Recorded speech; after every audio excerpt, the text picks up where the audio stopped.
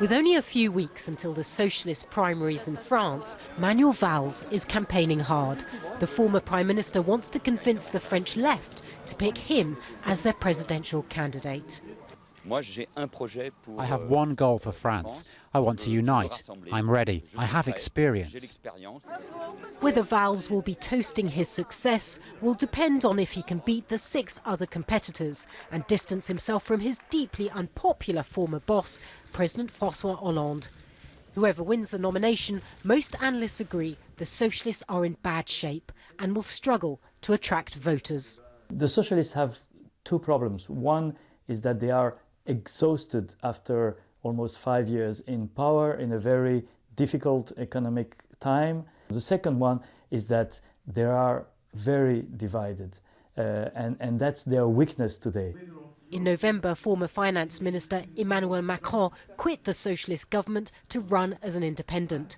Socially liberal and pro-business, he was initially dismissed by some as being inexperienced.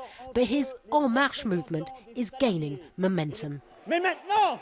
And now your responsibility is to go everywhere into France with this message and to win. Also in November, the Conservative Republican Party chose Francois Fillon as their presidential nominee. Another former Prime Minister, Fillon wants major economic reform.